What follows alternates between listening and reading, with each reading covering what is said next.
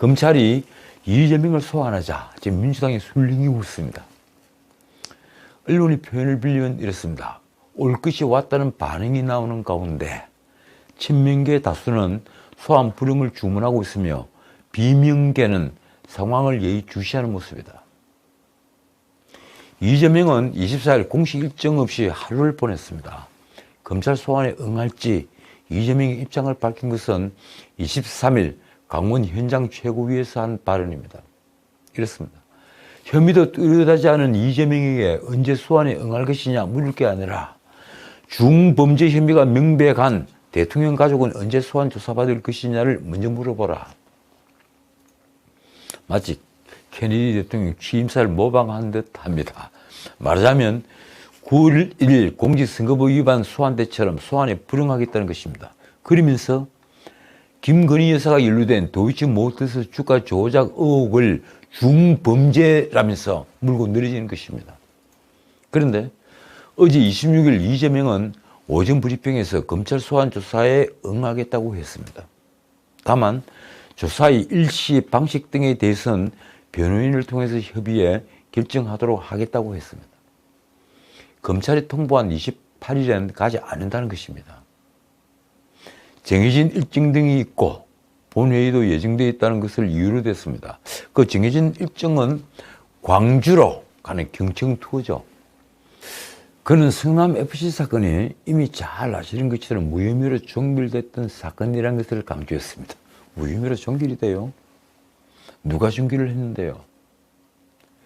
어느 누구도 성남FC 사건이 종결되었다고 얘기하지 않는데 이재명은 왜 종결되었다고 하는 걸까요?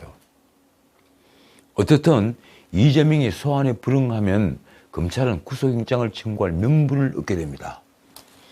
그렇게 되면 야당 대표에 대한 체포동의안으로 정국은 대혼란에 빠질 수 있습니다.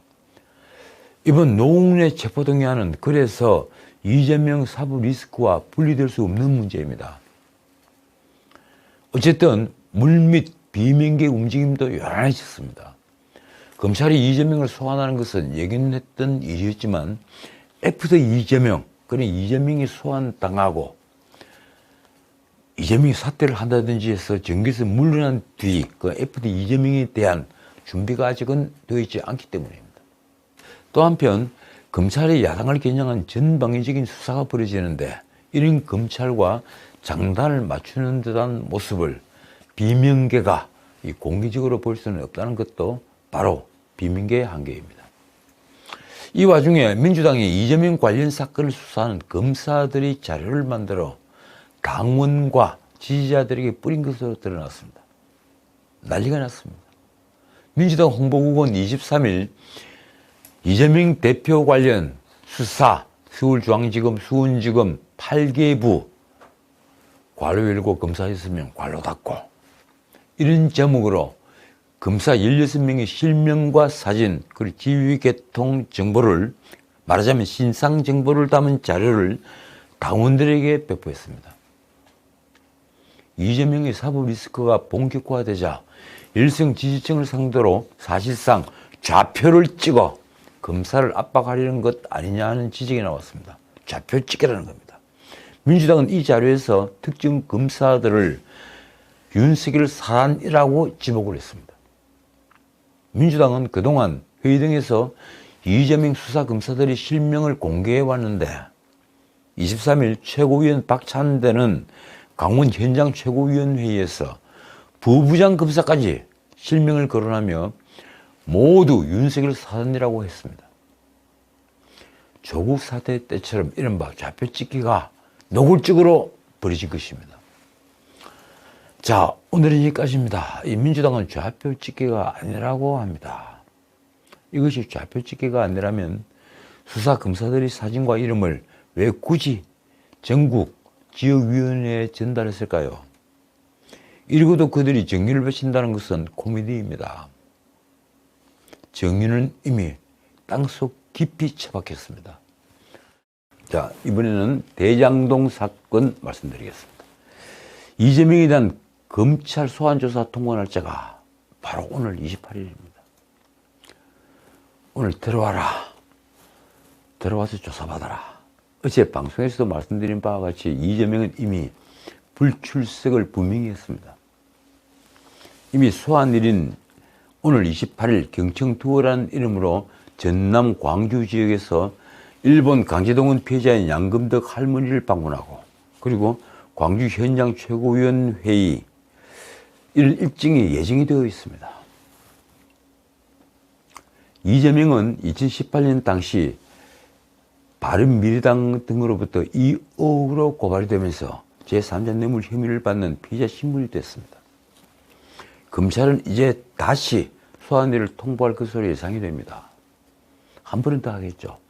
만약 끝내 이재명이 소환에 불응한다면 지난 9월 8일 이재명의 공직선거법 위반 허위사실 유포 사건처럼 이번에도 이미 수사로 확보한 증거와 관리자들의 진술 등을 토대로만 수사를 마무리하고 기소를 할 수 있습니다.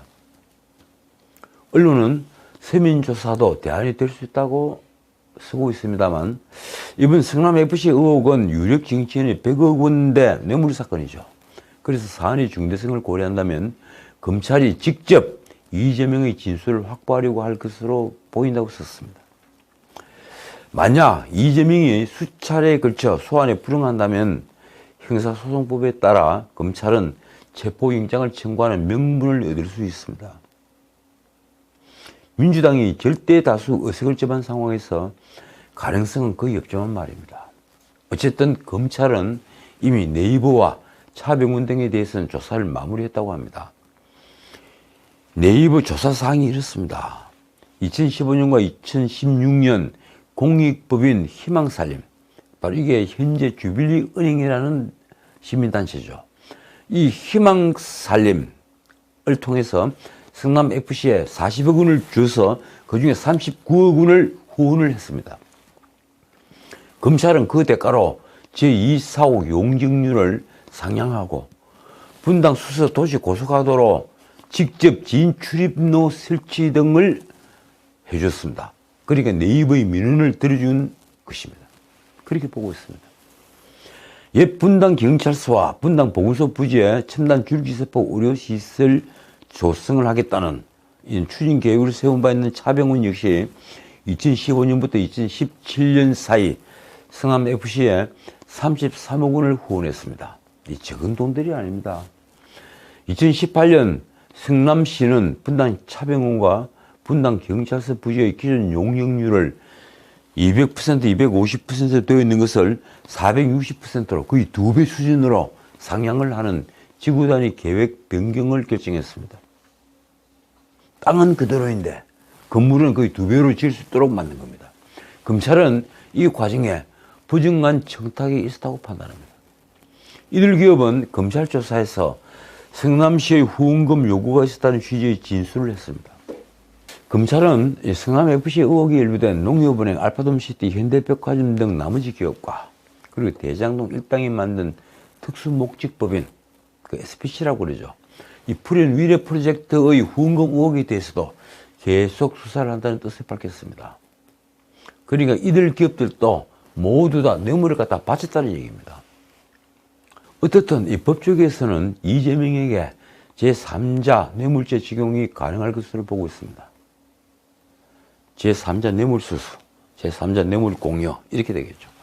이재명과 성남FC가 사실상 한 몸이기에 제3자가 아닌 실질적인 기부 체납, 그러니까 곧장 뇌물을 주고받은 것으로 봐야 한다는 견해가 있지만 성남FC는 명백한 제3자이기 때문에 설령 이재명이 구단주였다 하더라도 제3자 뇌물죄가 맞는다는 주장입니다.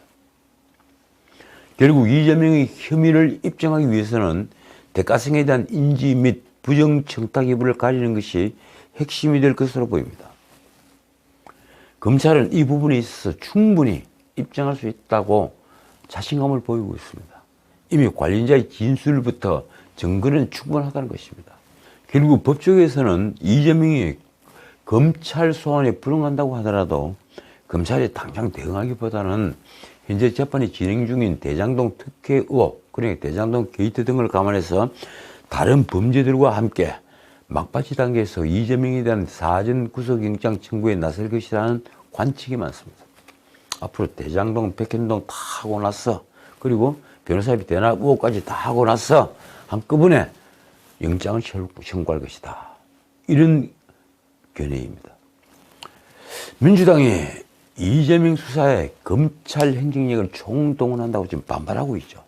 수사 검사들 사진까지 쫙 17명이나 붙여갖고 전 당원들에게 배포를 했습니다.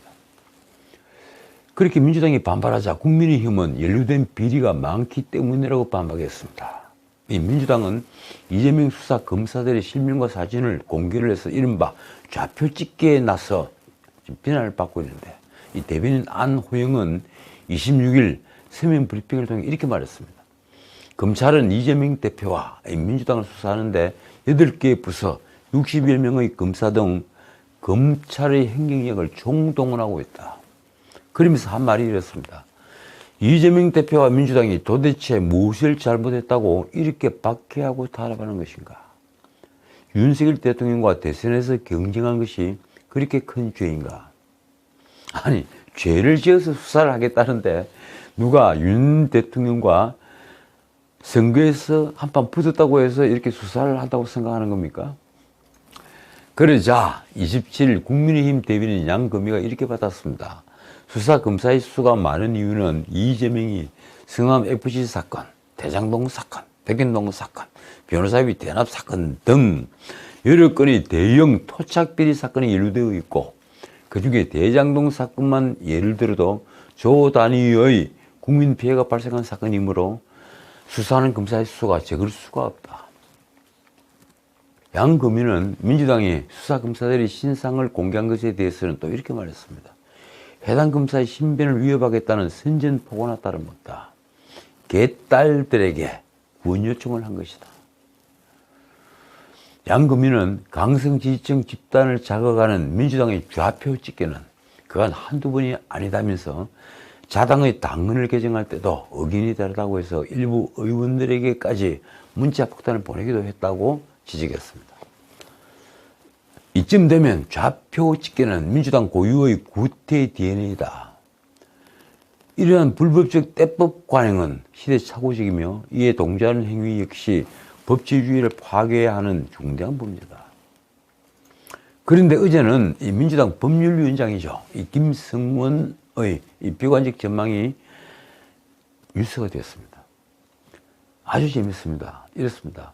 1월 초 압수수색이 있을 것이다. 그 다음에 2차 소환을 할 것이고, 임시국회가 끝난 뒤에 1월 9일 이후 이재명에 대한 구속영장을 청구하는 시도가 있을 것이다. 김성원은 김만배의 극단적 선택 시도로 대장동 수사에 차질이 생기자 검찰이 성남FC 후원금 의혹으로 먼저 이재명을 소환하고 나섰다고 주장했습니다. 김성원은 당 차원에서 이재명의 검찰 수사에 대응할 수 있다면서 당 지도부가 이 대표의 사법 리스크에 전면에 나서 대응하는 것에 대한 당내 일각의 비판에 대해서 이렇게 반박했습니다.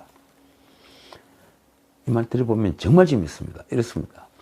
사실 이재명 대표니까 저희가 이렇게 방어하고 또 떳떳한 목소리를 낼 수 있는 것이지, 만약 이재명 대표가 무너지면 그 다음에 문재인 전 대통령에 대한 수사라든가 국회의원에 대한 수사라든가 정말 감당할 수 없을 정도로 펼쳐지기 때문에 더 이상 물러날 곳은 없다. 그러니까 지금 이재명 수사를 막지 않으면, 전당적으로 막지 않으면 앞으로 문재인 수사, 그리고 거의 소속 의원들 모두에 대한 수사가 연이어질 것인데 이걸 그때 어떻게 할 것이냐, 이 얘기입니다. 그러니까 이재명에 대한 수사를 범죄에 대한 수사로 보는 것이 아니라 야당 전체에 대한 권력의 공격으로 이해를 하고 있는 것입니다.